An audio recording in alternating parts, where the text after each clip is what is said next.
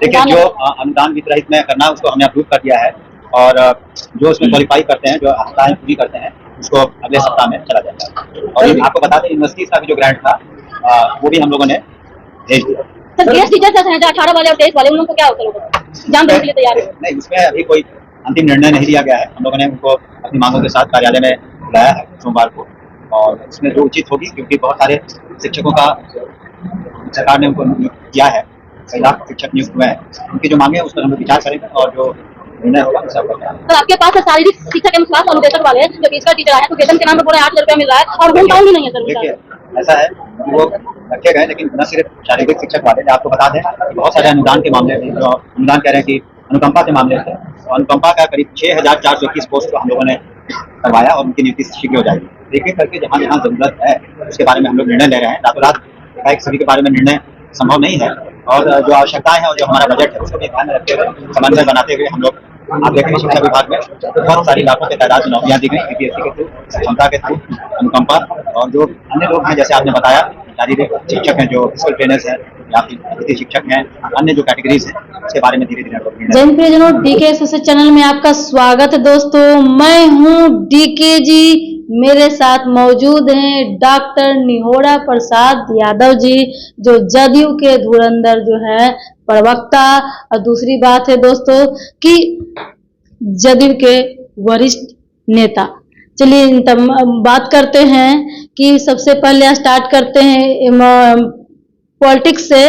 तो ये कहते हैं कि सब देख रहे हैं, कभी तेजस्वी यादव यात्रा निकाल रहे हैं, अभी देख रहे हैं कि हिंदुत्व को लेकर के गिरिराज जी पद यात्रा निकाल रहे हैं। इस तमाम बातों को लेकर के आपका क्या कहना है?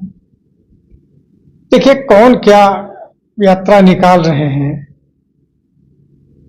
हमारा उद्देश्य सरकार का, आदरणीय नीतीश कुमार जी का उद्देश्य बिहार के हर वर्ग, हर धर्म, हर जाति, स्त्री, पिछड़ी जाति, दलित, पासमानदा, तमाम लोगों का विकास का मुद्दा हमारा है, और इसको लेकर आदरणीय नीतीश कुमार जी चल रहे हैं। नतीजा भी निकले हैं बिहार में। जितना विकास हर क्षेत्र में हुआ है, वो सारे लोग खुली आंखों से देख रहे हैं कि किस प्रकार बिहार में विकास हर धर्मों के लिए, अगर कब्रिस्तान का घेराबंदी किया तो मंदिर का भी घेराबंदी किया, अगर अक़लियतों के पढ़ने के लिए मदद किया तो हिंदुओं को भी पढ़ने का मदद किया।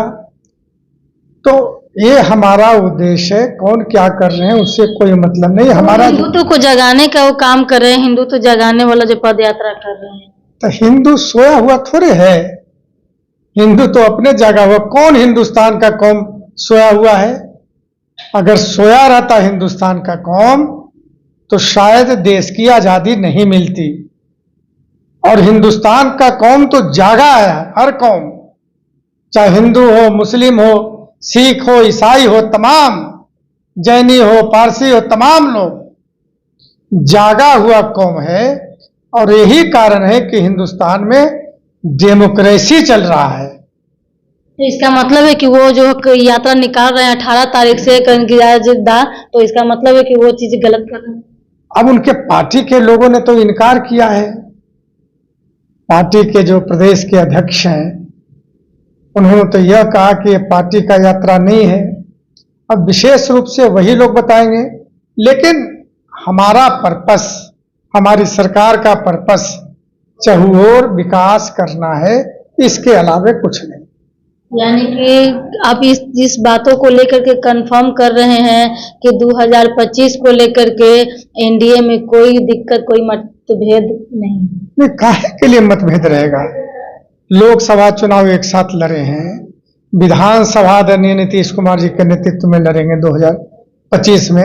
मतभेद सारे किस जो बात यहाँ का? पर जो धरना स्थल पर जो शिक्षक गण है परेशान हो जाते हैं और जो है तमाम बार बार हर बुधवार जनता दरबार लगता है और जो माननीय जो है शिक्षा मंत्री सुनील जी से बात भी होती है, लेकिन टाइम टू टाइम जो होता है ना कि तारीख पर तारीख वो मिलते जाता है, लेकिन जो सॉल्यूशन जो है जो बीत रही जो शिक्षक आए हुए थे या 18 और 23 वाले जो गेस्ट टीचर अतिथि शिक्षक वाले आए हुए थे, तो उन तमाम बातों को लेकर के 2 अक्टूबर को जो मीटिंग हुआ था उसके बाद जो है कोई मतलब नहीं निकला, कोई निष्कर्ष नहीं देखिए, निकला। निष्कर्ष तुरंत नहीं निकलता है। सरकार हर मुद्दे पर नीतियां बनाती है और नीतियों के आधार पर सॉल्यूशन होता है। आप जानते हैं कि बिहार के मुख्यमंत्री कितने उदार हैं इस मामले में, और उनके उदारता के कारण ही आज जो कुछ भी हुआ शिक्षकों के लिए वो उनके उदारता के कारण ही हुआ। तो इसीलिए थोड़ा सब्र करें, सारे मसलों का समाधान आदरणीय नीतीश कुमार जी निकाल देंगे। सर कल जो है जनता दरबार में सब लोग आए हुए थे, जैसे बीत रही हो या 18 वाले 23 वाले गेस्ट टीचर अतिथि शिक्षक हो या रात्रि प्रहरी का मुद्दा हो, आशा दीदी और आशा रसोईया ये लोग नहीं थे, लेकिन जो शिक्षक जो है फिजिकल टीचर स्वास्थ्य अनुदेशक वाले भी मौजूद थे। तो कहीं न कहीं उनको जिस तरीके से वार्तालाप हुआ तो उन लोगों को निराश का सामना करना पड़ा, थोड़ा सा संतुष्टि मतलब मंत्री के पद से नहीं मिल पा रहा था। देखिए, मानदेय तो मुख्यमंत्री जी ने बढ़ाया ही है बहुतों लोगों का, आने वाला समय में भी विचार करके मानदेय लोगों का बढ़ेगा, यानी कि वेतनमान अनुदान या जहां तक वित्त रहित का सवाल है, हमने पहले भी कहा कि वित्त रहित को वित्त पैसा मदद किया गया था, लेकिन शासी निकाय के सेक्रेटरी के माध्यम से कई गड़बड़ियां हुई थी जिसकी जांच हुई। अब वो डायरेक्ट शिक्षक के अकाउंट में जाएगा और सरकार निर्णय भी ले लिया है कि शीघ्र ही वित्त रहित को पैसा दिया जाएगा। और अतिथि शिक्षकों के बारे में भी तो अतिथि शिक्षकों का तो वेतन मिलता ही है ना, जो हटा दिया गया सर। हटा इसीलिए गया है ना कि नियुक्तियां हो रही है, आप नहीं जानते यूनिवर्सिटी वहां नियुक्ति नहीं। अरे सुनिए तो, यूनिवर्सिटी सर्विस कमीशन सारे वैकेंसी निकाल के जितना तेजी से कॉलेज के शिक्षकों की नियुक्ति कर रहा है, एक नहीं सैकड़ों से अधिक नियुक्तियां कर चुका है और तेजी से काम चल रहा है।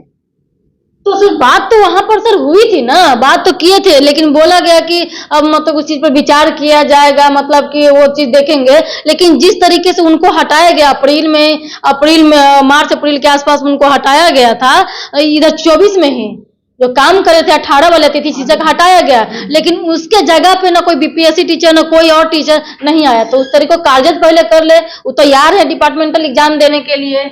अरे नियुक्तियां तो जहां जहां हुई है, वैकेंसी जब नहीं है, जो गेस्ट टीचर हैं उस गेस्ट टीचर की वैकेंसी आई है, अब मुझको लगता है कि प्राथमिकता भी उनको नियुक्ति में दी जा रही है।